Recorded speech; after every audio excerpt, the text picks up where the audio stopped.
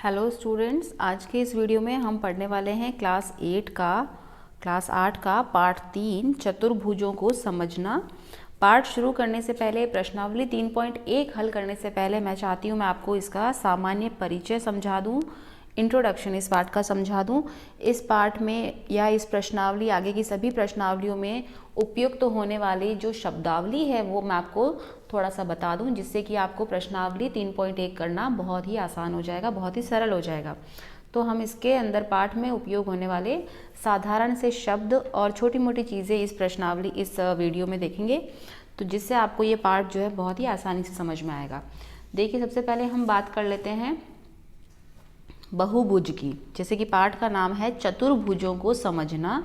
चतुर्भुज क्या होते हैं? चतुर्भुज यानी चार भुजा वाली बंद आकृति। चतुर्भुज यानी ऐसी बंद आकृति जो चार भुजाओं से घिरी है। अब देखिए, यहाँ पे पाठ शुरू करने से पहले हम आपको बता देते हैं कि सबसे पहले तो बंद आकृति क्या होती है और खुली आकृति क्या होती है। सबसे पहला ही हम यहाँ पे हम पढ़ते हैं। जैसे आप पाठ का फ्रंट पहला पेज देखेंगे तो आप देखेंगे बंद आकृति है और एक जगह लिखी है खुली आकृति। ये आप पिछली कक्षाओं में भी पढ़ चुके हैं, बंद आकृति और खुली आकृति।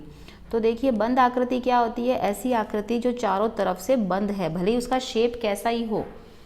ठीक है, जैसे ये कैसी आकृति है? बंद, ये बंद है। खुली का मतलब होता है जो कहीं ना कहीं से खुली है। ये ले लीजिए, ये ले लीजिए, ठीक है, जो कहीं ना कहीं से खुली है, इसको हम बंद नहीं बोलेंगे। ये बंद पूरी तरह से बंद है और ये वाली आकृतियां जो मैं आपको बता रही हूँ खुली आकृतियां हैं, ये खुली है। ठीक है, और ये बंद है, कहीं से भी चारों तरफ से बंद है। ये स्क्वायर है तो चारों तरफ से बंद है।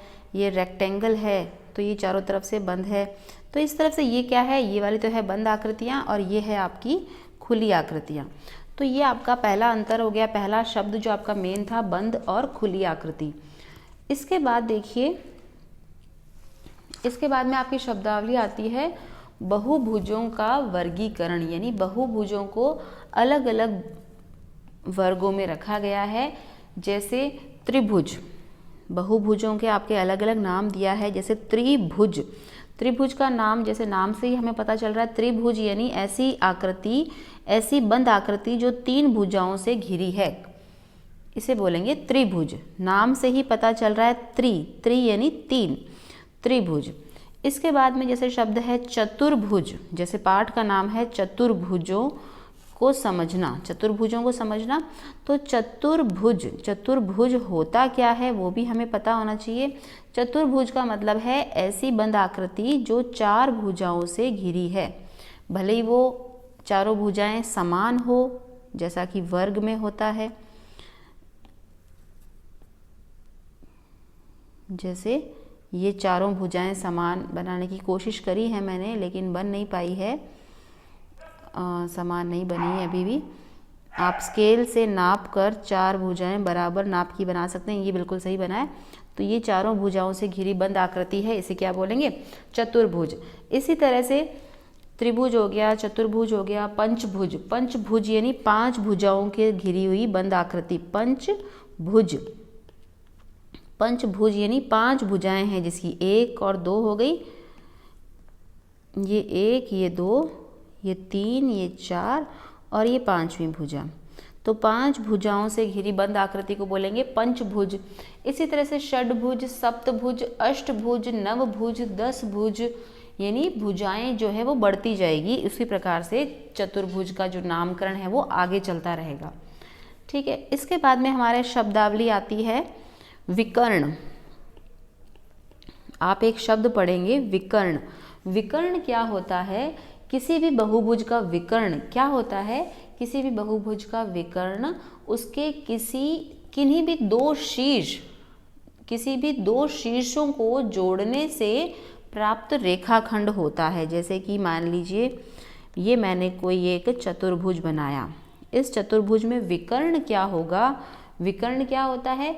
किसी भी दो शीर्षों को, शीर्ष यानी आमने सामने के कोने, ये शीर्ष और ये शीर्ष, आसन्न शीर्षों को छोड़कर, आसन्न क्या होता है? अगल बगल वाले, यानी इसके बगल में कौन सा है, ये, इसको छोड़ दो, इसके अलावा जो सामने वाला दूसरा है, उन आमने सामने वाले दो शीर्षों को जोड़ने वाला जो रेखाखंड होता है वो कहलाता है विकर्ण। जैसे ये मैंने एक और चतुर्भुज बनाया, इस चतुर्भुज में विकर्ण क्या होगा, ये आमने सामने वाले कोनों को जोड़ने वाली रेखा क्या कहलाएगी, विकर्ण कहलाएगी। यहाँ पे ये विकर्ण है और इस वाले के अंदर ये विकर्ण है। विकर्ण मतलब आमने सामने वाले शीर्षों को जोड़ने वाला रेखाखंड। ठीक है, इसके बाद में अगला शब्द आता है जो हमारे पाठ में काम आने वाला है, वो है अभ्यंतर भाग, किसी भी आकृति का अभ्यंतर भाग, और दूसरा है बहिर्भाग। अभ्यंतर भाग और बहिर्भाग। अभ्यंतर का मतलब जैसे नाम से ही पता, अभ्यंतर को पढ़ लेते हैं पहले हम। जैसे कोई भी आकृति है, ये बंद आकृति है, इसके अंदर का जो ये भाग है, सारा भाग, अंदर का भाग, ये कहलाएगा अभ्यंतर। अभ्यंतर नाम से ही पता चल रहा है, अंदर वाला भाग अभ्यंतर भाग कहलाता है। जैसे ये आकृति है, इसका जो ये अंदर वाला भाग है ये कहलाएगा अभ्यंतर। ठीक है, और बहिर्भाग की बात करें, बहिर्भाग का मतलब होता है बाहर वाला। ये आकृति है, इसके चारों तरफ का जो बाहर का भाग है, बाहरी इलाका जो है, ये कहलाएगा बहिर्भाग। बहिर यानी बाहर। तो ये दो सिंपल से शब्द है, अभ्यंतर और बहिर्भाग। इसके बाद में हमारे जो शब्द आएंगे वो है उत्तल, उत्तल बहुभुज। बहुभुजों को दो भागों में बांटा गया है। बहुभुज, मैंने जो लिखना था, बहुभुज, उत्तल बहुभुज और अवतल बहुभुज। तो क्या होते हैं अवतल और क्या होते हैं उत्तल बहुभुज। देखिए, उत्तल बहुभुज और अवतल बहुभुज में हमको आकृतियों में अंतर पता करना है। देखिए, आपकी किताब में कुछ इस तरह की आकृतियां दे रखी है, दोनों को अलग अलग करने के लिए। ठीक है, ये है,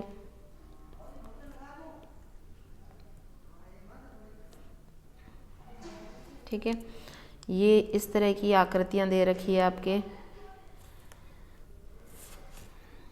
ये तो है उत्तल, उत्तल बहुभुजों की बात हो रही है।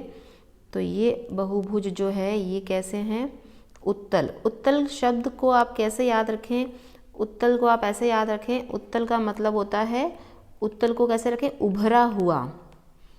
उत्तल का मतलब, उत्तल को कैसे याद रखना है, उत्तल मतलब ऊ से ऊ और ऊ से ही उभरा।